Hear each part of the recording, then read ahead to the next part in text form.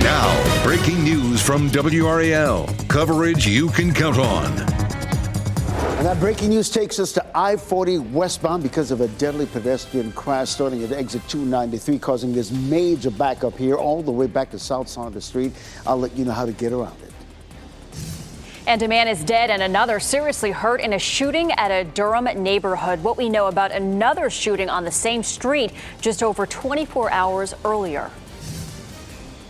And it's a pleasant start this morning. We're seeing clear skies with temperatures in the 50s, but I'll show you who could see temperatures in the 30s and some patchy frost tomorrow morning. And 2 Spirit airline planes tried to land in Haiti, but then someone shot at the planes. This morning, a look at the bullet holes and what passengers aboard one of those planes witnessed.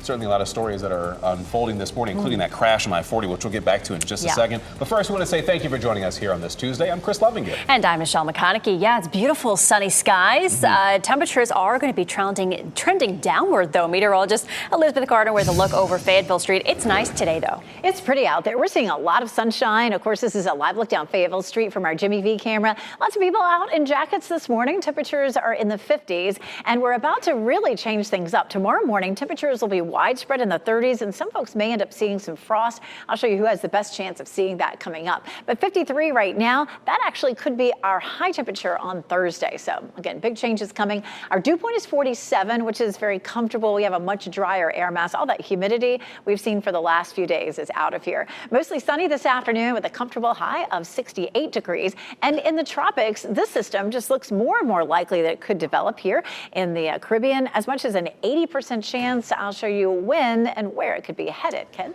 Elizabeth, at 8:01, we're staying on top of some breaking news there in Cary. I-40 westbound, a deadly pedestrian crash shutting down the I-40 westbound starting at exit 93. That's that exit only lane that takes you to US 1 and all points west. It's stretching all the way back to South Saunders Street past Lake Wheeler Road this morning. Nick Perlin is near that scene in the WRAL breaking news tracker. Nick, what do you know so far? Well, Ken, I can tell you I-40 West has been closed for roughly 3 hours, and that's because of a crash involving a pedestrian, and we can confirm that that pedestrian has sadly died due to this crash. I want to get you some video from Sky 5, and you can see just how long the pile up here extends. You can see cars bumper to bumper here, just nowhere to go. If you're driving in that area right now on I-40 West near Cary headed to Raleigh, you're just not going to go anywhere. I tried to drive through it earlier to get to where I am right now, and I did not move at all. So Ken, if people are trying to make it into Raleigh this morning headed that way, what's a good way to get around this? Nick, the trouble is so many of those alternate routes are beginning to get congested this morning as we widen out the view to show you exactly what we're talking about here. Your best bet, really, if you're stuck in that traffic and you can get off on Lake Wheeler Road, that'll take you over to Tryon, get over to Dillard Drive, maybe Walnut Street, and back to US 1, and that'll get you back to I-40 westbound this morning because, as you can see, this slowdown stretches all the way back now past South Saunders Street, possibly all the way back to Rock Quarry Road, because it's not moving there whatsoever. So definitely avoid that. Take advantage of those alternate routes we just mentioned, because this is what you're going to be running into. I-40 and Avon Ferry Road. This is the closest camera to that incident that we've been talking about. It's a virtual parking lot out there. And really and truly, a lot of those alternate routes, if we look at the live sensors, we were telling you to take the northern loop of the Beltline. Even that's becoming congested this morning as well. And really what's happening on I-540 and US 1, that's a combination of the congestion and traffic lights on those roadways. Listen, if you're getting ready to head out, tune us in on the radio 101.5 HD3. You can listen to us anywhere in the Triangle. All right, thank you, Ken. Breaking news in Durham this morning. A man is dead, another seriously hurt after an early morning shooting. It happened on Lednam Street just after midnight. And WRAL's Laura Levine joins us live from that scene. Laura, this is the same area where another man was shot Sunday night. Michelle, investigators have been on the scene for more than 8 hours now, and this crime scene continues to expand as they continue to find more evidence in this case. Behind me, you could see more of that crime scene tape now blocking off another parking lot, and that's because within the past hour, Durham police have found a magazine in this parking lot. They're also finding more shell casings just scattered across this entire area, so you can just get an idea of how serious this situation was overnight. When police got the call initially, it was shortly after midnight when they got that shots fired call on Letnam and Leon Streets. Police tell us a few minutes later they learned a man was taken to the hospital with life-threatening injuries. Officers then found a man here on Letnam Street shot dead on the scene. Then on Sunday night, Durham police responded to a shooting on this same block. They found a man who had been shot and he was taken to the hospital with non-life-threatening injuries. Now, since being here on the scene, I've been able to speak with some people, even a witness who initially he was sleeping. He heard the gunfire, then he looked out his window and he actually saw two people shooting at each other. He says he wants more patrols within this area from Durham police. Take a listen. Yeah, I think they need to be around him so they can see the community, and take care of this because this is getting bad. Because this is the second one in 2 days. Second one in 2 days. It's getting wild. Yeah, very serious investigation underway here with the Durham police. Now, that same witness did tell me they saw police take someone into custody. We are working to learn more about any possible arrests, any possible suspects at this time, and initially, essentially what led up to this shooting. Laura Levine, WRAL News, live in Durham. Investigators say a woman from Southern Pines died because she crashed into a large hole in the road in western North Carolina. Now, for clarity, I should mention authorities say she drove around barricades before crashing. The Junaluska Fire Department in Haywood County shared photos of the aftermath. You see it here on your screen. The crash happened Saturday night. Authorities say they had to use a rope system just to get into the collapsed portion of the road to pull the woman from the car. She later died at the hospital. Authorities have not released that person's name. This morning, we are working to learn if any charges will be filed after this crash. A driver went right through the wall of the Once Upon a Child store in Raleigh, narrowly missing a woman and 2 children who were inside that store. This happened at the store on Triangle Plantation Drive yesterday afternoon. Witnesses say an older man in a truck who appeared to be disoriented crashed into the building. No injuries were reported. Covering Wake County, parents, you have one last chance tonight to give your thoughts on a plan to move thousands of students to new schools. WRAL's Kelsey Coffey explains how this will affect many families in the southern part of the county. Thousands of families could be impacted by this. Parents, tonight is your last chance to share your opinion. Wake school leaders will meet here at the school district headquarters later this evening. 4 new schools are opening next year, and 1 elementary school in Apex will be renovated to make space for more students. This may force about 2,000 students to change schools. Frustrated parents have started petitions, spoken at board meetings, and reached out to staff. They expressed concerns about how far away their children's new schools would be from their homes. In response to that, the district says they will be more generous with their stability rules. That would allow more students to stay at their current school, even if they are reassigned. The district also changed the neighborhoods that are on the reassignment list. Tonight's meeting is scheduled for 5:30.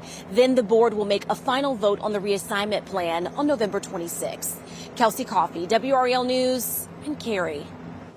A man is facing felony charges after troopers say he led them on a chase that ended with a crash in Durham. Sky 5 flew over the scene of the crash on Andrew Avenue yesterday afternoon. State Highway Patrol says the chase started when a trooper tried to stop a car on Crown Parkway. It ended when the driver hit a pickup truck and 2 utility poles. Troopers later determined that car was stolen. The driver, 27-year-old Michael Hester Jr. of Creedmoor, was charged and taken to the Durham County Jail.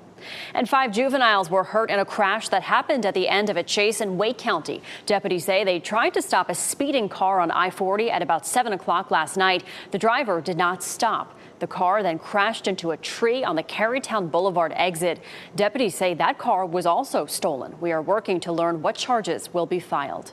Tonight, you can give your opinion on what the city of Durham should prioritize in its next budget. A community forum is happening from 5 to 7:30. That's at Durham County South Regional Library on South Austin Street, or South Austin Avenue, I should say. This is one in a series of 7 events where people can share their funding priorities. Today, the House and Senate returned to Capitol Hill after a month-long recess. This is a live look at the Capitol building right now. Lawmakers have a lot to get done before their session ends December 20th. This is a lame duck Congress, as many members will not be returning in January. They have about 5 weeks to pass a funding bill to keep the government open. Another pressing concern is the National Defense Authorizations Act. The House and Senate have separate versions on the table. They also face pressure to approve more disaster relief funds after Hurricanes Helene and Milton. And this morning, Republicans are just a few seats away from taking control of both chambers of Congress when the new session starts in January. There are still 14 races that are just too close to call. NBC News has projected 215 seats for Republicans and 206 for Democrats. A party needs 218 seats for control of the House. Your time is 8:10. If you are looking to save money on your Thanksgiving Day turkey, well, we've got some news to tell you about. We're going to explain how bird flu cases and inflation are actually impacting the price you're going to pay at the store. And you may have noticed more tornadoes in North Carolina this year. Just ahead, meteorologist Chris Michaels explains why storms like Debbie and Helene added to that tornado count. And we have some quiet weather for the next couple of days. Temperatures will be chilly enough for patchy frost in some places tomorrow morning. I'll show you who's most likely to see it, and we'll be covering the rain that's in the forecast for Thursday. 8:14, I have some beautiful views around our viewing area to show you. It's lovely in Fayetteville this morning, as well as Apex, Chapel Hills, courtesy of Top of the Hill Restaurant. You can see Raleigh here at North Hills. A little bit of high, thin cloud cover, but it's not going to really affect your weather today. Just looking beautiful. Now, we jump ahead to Thursday, and that's when a cold front comes through, the next one, and it looks like it could bring us a significant amount of rain, half an inch to an inch. I mean, we're way behind, but that's the most rain that we will have seen probably since September. So it'll be good to see that soaking rain that we could see Thursday. Here's a look at the front that'll bring it to us, and it doesn't look that impressive at the moment, but it is going to tap into some of this Gulf moisture, and that's going to stream up ahead of the front, and that's going to push it right into North Carolina. You can kind of see that batch here of Gulf moisture coming out of the Gulf, and then the low with some rain along with it. Now, tomorrow we stay dry, but by Thursday morning, the rain rolls in, and it should be a nice, steady soaking rain that happens for us. That will move on out and linger into the first part of the day on Friday, and then continue to move out off the coast. It is likely to be a little bit breezy along that front too as it moves on past. Let's take a look at Thursday morning at 5 a.m. We're pretty quiet. Notice back to the west some purple that's showing up, so there could be a wintry mix back across the parts of the mountains. We won't see any of that here. By around 8 or 9 o'clock, we start to see some of that rain moving through, so it could affect the latter part of the commute on Thursday, and then just some rounds of rain that continue through the day. Looking at an average of about half an inch of rain for the viewing area with this, but there could be some pockets where it's closer to an inch, and we definitely need it. 80% chance of rain on Thursday, and then a 30% chance in the morning on Friday as that starts to pull away. Looking more interesting here in the tropics too. This area in the Caribbean now has an 80% chance of developing. It's likely to hang out here for several more days before it starts to trek up into the Gulf of Mexico, potentially somewhere between Florida and the Bahamas. You can see that darker shaded purple area. That's a 90% chance that it would become a tropical depression. If it gets a name, Sarah is the next one on the list. We jump ahead to Sunday. So today's Tuesday. So this is way down the line. You can see it potentially developing here in the Caribbean and possibly moving northward up into the Gulf of Mexico.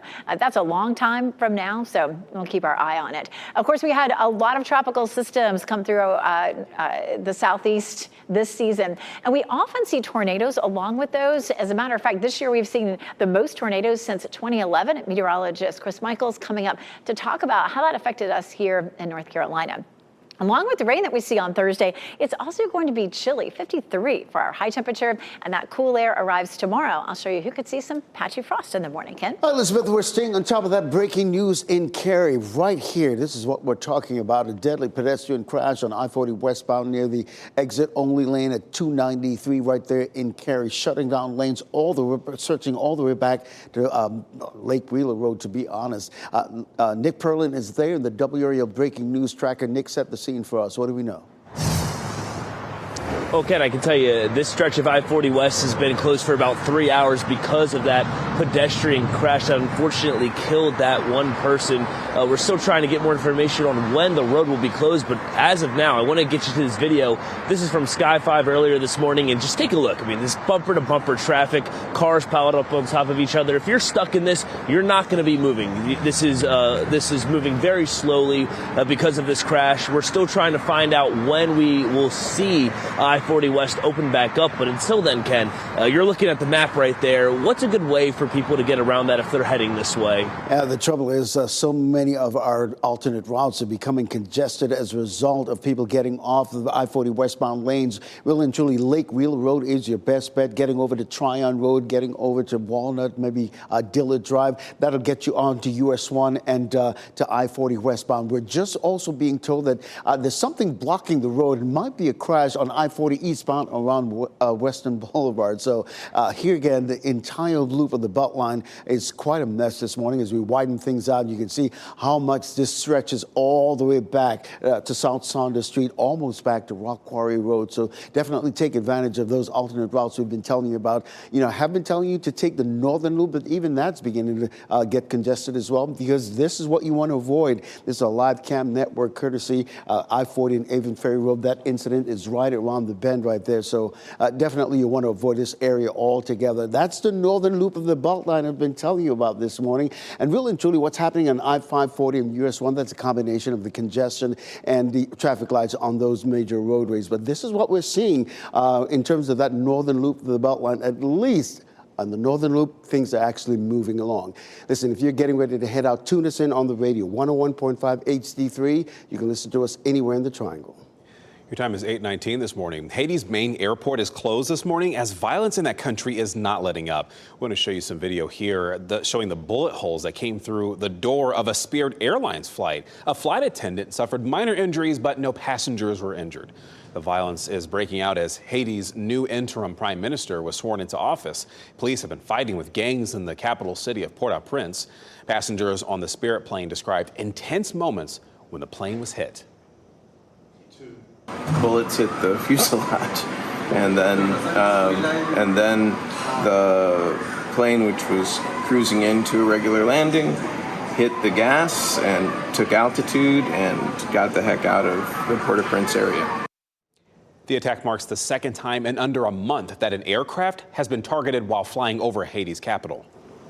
2024 has produced the most tornadoes in the U.S. since 2011. Meteorologist Chris Michaels shows us how storms like Debbie and Helene added to the tally, specifically here in North Carolina, Chris. Yeah, so in North Carolina, we had about 20 reported tornadoes just from those two storms. That's not much compared to how many we've seen across the country. Look at 2011. Of course, you remember April here, April 16th in particular. That was really bad. Meanwhile, this year, we've seen anywhere from about 1,700 reported tornadoes across the country. That's more than the average of about 1,400. A lot of that did have to do with hurricanes that were making landfall. Beryl happened in July, then there was Debbie, then there was Helene and Milton, and especially on the northeastern side of those landfalling storms, you get more spin, and that's why there were so many warned storms as well. When you look back at Debbie in North Carolina, there were close to 80 tornado warnings. Helene, there were close to 40 tornado warnings in the state, and with Milton in Florida, they set a record for the number of tornado warnings in a day. 127. Here at home, we had 11 reported tornadoes, 11 confirmed tornadoes, I should say, just from tropical systems alone. A lot of you guys remember two of those, one of those being the EF3 in Lucama, the other in EF3 in Rocky Mount. Hard to forget those. Thank you, Chris. A new study from Finance Buzz finds the average price of turkey has gone down 12% from last year. But folks, keep in mind, costs can vary from state to state and, of course, store to store. Economic experts say an overall lack of demand for turkey meat is resulting in fewer birds being raised. Stubborn inflation and bird flu not helping either. If we look at the whole birds, what we're actually looking for that roast turkey, we've got fewer in storage than we did last year. We might expect some higher prices, even though lately prices have been much lower than a year ago. More Americans are actually skipping out on turkey altogether this year, and that could lead to less turkey production in the future.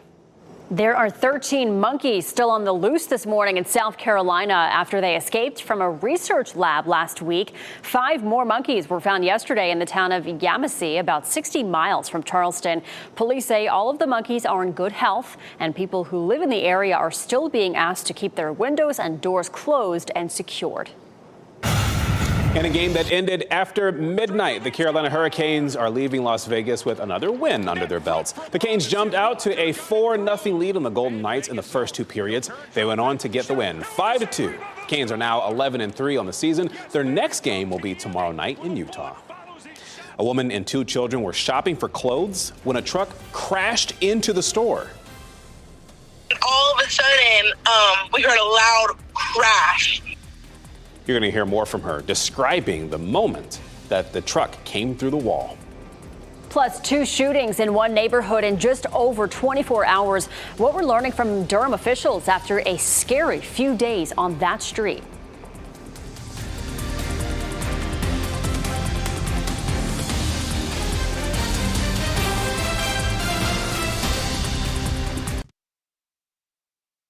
As you get into your car, tune to WRAL News Plus on your radio. In Raleigh on 99.3 FM. In Durham, 96.5 FM. And everywhere on 101.5 HD3.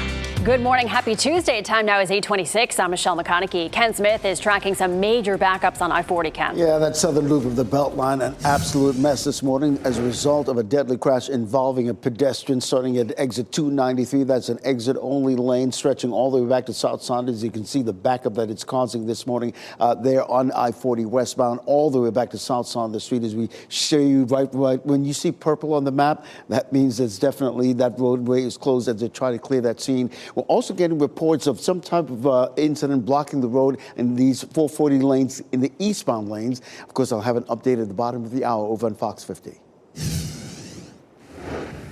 And it's a nice start this morning. Temperature-wise, it's pleasantly cool, 53 in Durham and Raleigh, 58 in Fayetteville. We're seeing mostly sunny skies, and that's what we'll see for the entire day. Maybe a little bit breezy this afternoon, but right now it's 58 in Fayetteville, 54 in Tarboro, 56 in Irwin. Our highs this afternoon will be in the upper 60s with lots of sunshine. If you're exercising this evening, we drop back into the 50s.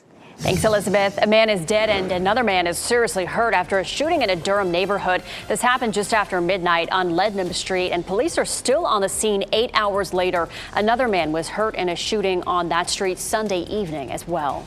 And you can give your thoughts on the final plan to move thousands of Wake County students to new schools next year. 4 new schools are opening in Apex and Fuquay-Varina next school year. Some parents are concerned their kids' schools will be farther away from home. A public hearing on the plan is happening at 5:30 tonight.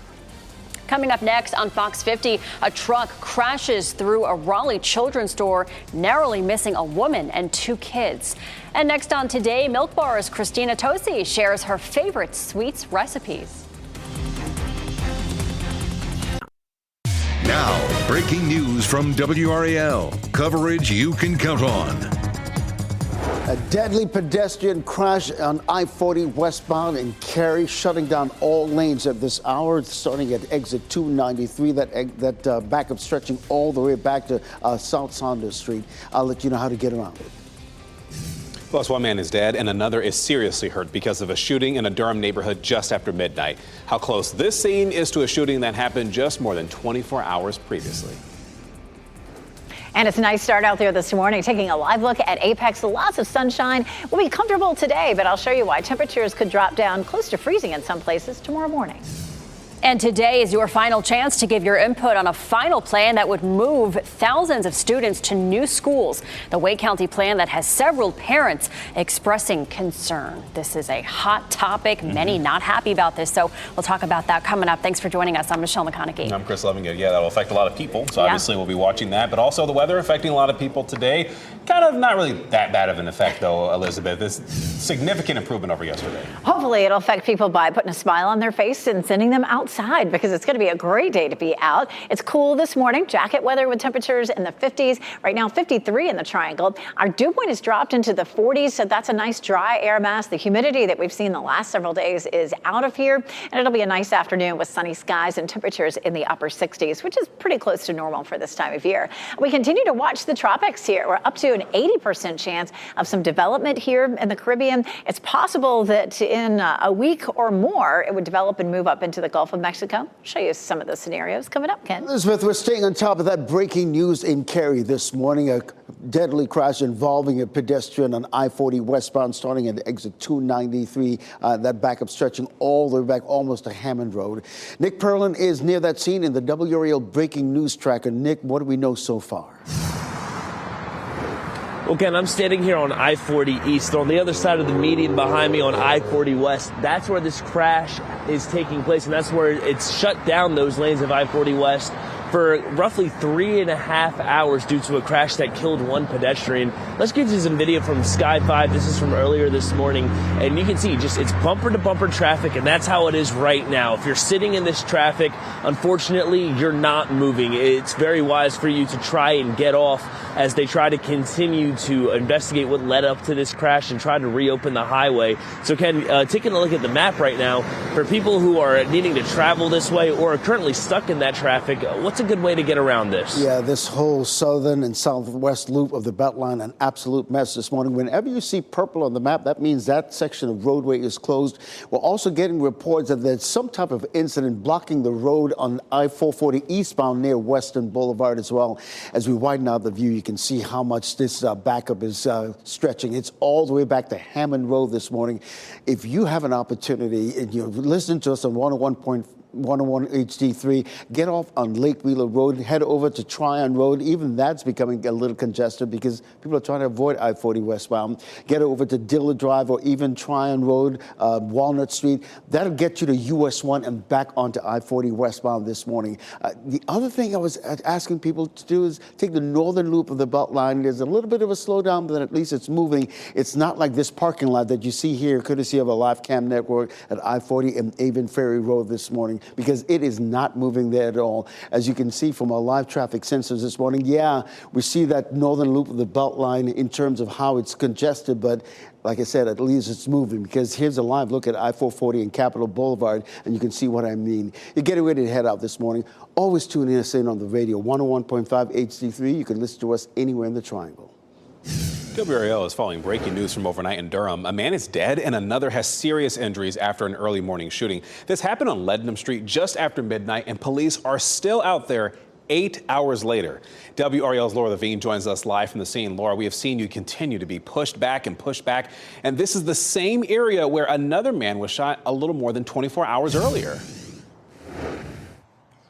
Chris, and we are now hearing Durham police tell residents that this will likely be an active investigation well after lunchtime. And here's why, because we continue to see investigators finding more and more evidence. Here in this parking lot is where my photographer and I were initially parked this morning, and we moved our car, and then that's when a neighbor discovered a magazine in the parking lot. So within the past hour and a half or so, they've had to put more tape in this area. And then if we pan the camera this way, they've discovered more shell casings in this parking lot. So again, just continuing to find more pieces to the puzzle here in terms of the shooting that happened overnight and trying to piece together what exactly happened. We do know Durham police got the call of shots fired here shortly after midnight between Leadenham and Leon Streets. Police tell us a few minutes later they learned a man was taken to the hospital with life-threatening injuries. Officers then found a man here on Leadenham Street shot dead on the scene. Then on Sunday night, Durham police responded to a shooting on this same block. They found a man who had been shot, and he was taken to the hospital with non-life-threatening injuries. So much violence here happening a little more than 24 hours. I was able to speak with a witness who actually saw some of this unfold overnight. As you can imagine, he did not want to be identified. Take a listen to our conversation. I was asleep and I hear the gun, and then I see the guys run and shooting and everything. There was two guys right here in front of my house, and then I see the other guys just coming down to the apartment right there.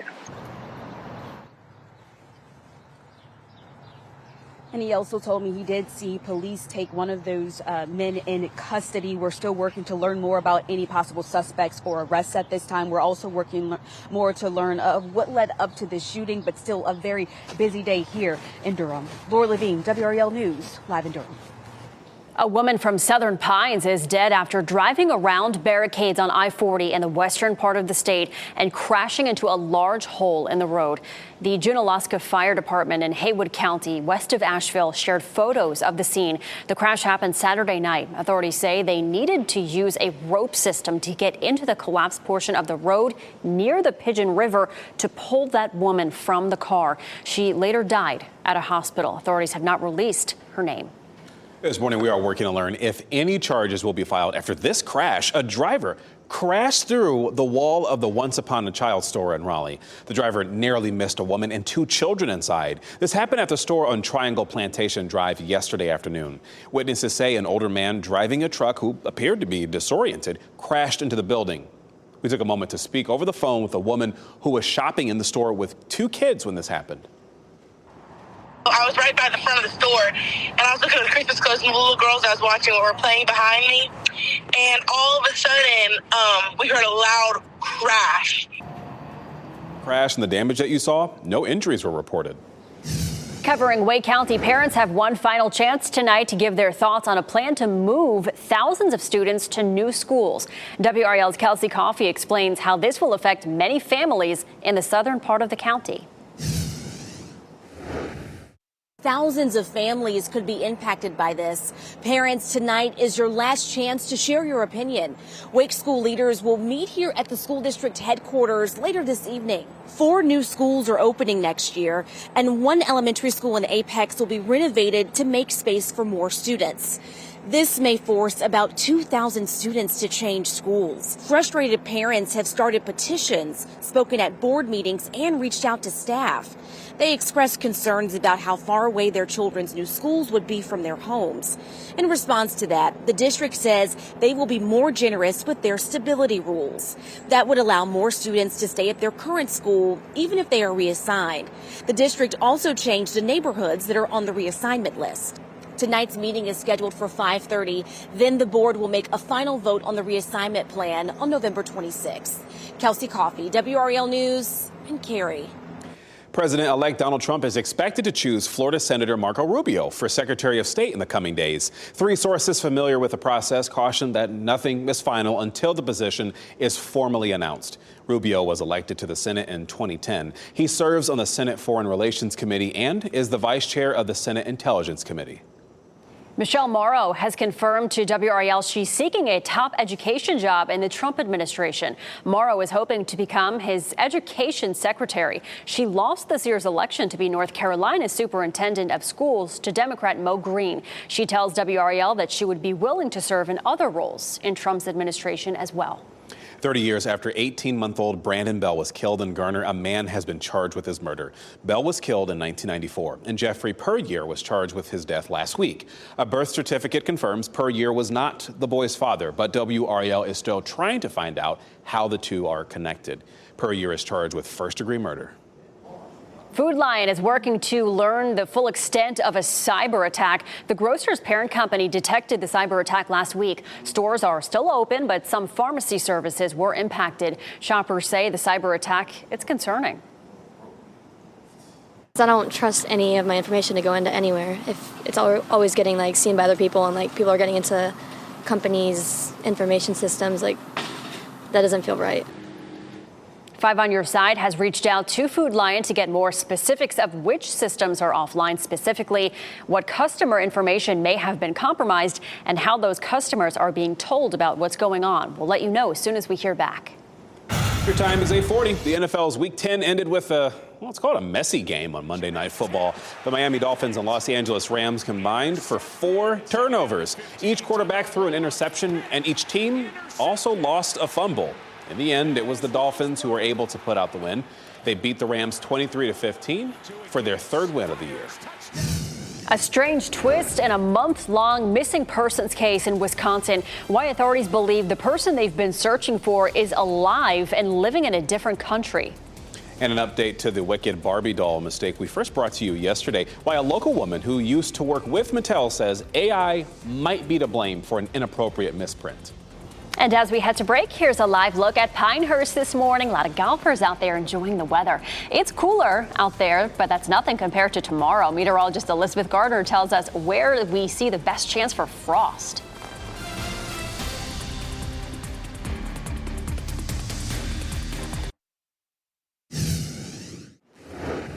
844, taking a live look at North Hills this morning. Looking real pretty out there. Lots of blue, a little bit of high thin cloud cover, but that's really going to be inconsequential in terms of the weather today. We started in the 50s this morning, and temperatures are going to be warming on up now as we get into the morning. 53 though still here as we get through, say 10 or 11 o'clock. We climb on up into the 60s. Our dew point's in the 40s. That means we have a nice dry air mass in place. The last several mornings, it's been on the humid side, but that is all gone for at least a little while. 56 in Southern Pines, 59 in Clinton, 54 Roxborough, 55 in Rocky Mount. So comfortably cool this morning. Our temperatures are cooler than this time yesterday in some places, as much as 5 to 8 degrees cooler. So that's enough that you might notice it in some places. It's also going to be a bit breezy for us today. We've had a cold front move through, and behind the front, our wind is coming out of the north, and expect it to be gusting from, say, 15 to 20 for a good bit of the day today. Around town this afternoon, 68 in Raleigh, 67 in Durham, and 73 in Fayetteville. It's going to be a real comfortable day for us. Again, a little bit breezy, but that sunshine should feel good. What's happening right now is we have, of course, the cold front from yesterday that's moved on past, and behind it, our flow is coming out of the north. And so that will continue to cool us down overnight. And it's going to bring us back into the 30s. So 50s this morning, 30s for tomorrow. You can see that flow coming out of the north with all that cool air spilling on in. We have a front that'll come through on Thursday. We're going to see a chilly rain on Thursday and more cool air that comes in behind that front. So temperatures will be dropping and it'll be cool at least through the end of the week. 33 tomorrow morning in Roxborough, 35 South Hill, 38 in Durham, 38 in Rocky Mount. So these temperatures are going to be 15 to 20 degrees colder tomorrow morning than they are this morning. But not everybody's likely to see frost. It's more likely near the Virginia line, where temperatures will be more like low to mid 30s. We're looking at mid to upper 30s from Raleigh to Rocky Mount southward. So the blue shaded areas, even all the way down here to Siler City, is where we have the best chance of seeing some frost tomorrow. Wednesday and Thursday, highs will be in the 50s, and those will be the coolest highs that we've seen since March. So 64 for our normal high, 68 today, but tomorrow a good bit colder, 59 for tomorrow, even though we'll see sunshine, and then just 53 on Thursday. Not only is it going to be the coldest day that we've seen in a while, but we'll also see some rain to go along with it. Remember those cold November rains? We're going to see that on Thursday. And then we start to dry out Friday afternoon. Right now, the weekend is looking good with 60s and sunshine, Kid. Oh, Elizabeth, we're staying on top of that breaking news in Cary this morning. Boy, that southern loop of the Beltline, an absolute mess because of a crash involving a pedestrian who died, according to authorities this morning. When you see purple on the map, that means that entire section of I-40 westbound from exit 293, which is an exit lane, stretching all the way back to Hammond Road this morning. WRAL's Nick Perlin is there in the WRAL breaking news tracker. Nick, set the scene for us right now. Well, Ken, on the other side of this median right here, that's I-40 West, and you can see behind me, no cars are moving right now. It's a parking lot as people try to get off at the exit there on 293 so they can continue their commute. This is all because of a crash that unfortunately left one pedestrian killed. Now, I want to get you to this video from Sky 5 from earlier this morning. Just a lot of gridlock there on the roads, bumper-to-bumper traffic, cars not moving, and that's the way we're seeing it right now. If you're stuck in this traffic, you're not going to be able to move. It's just the way it is right now. We're still working with authorities to find out when those lanes on I-40 West will be open. But, Ken, in the meantime, for people who need to commute this way, you're looking at the map. What is the map showing you as a good alternative route here?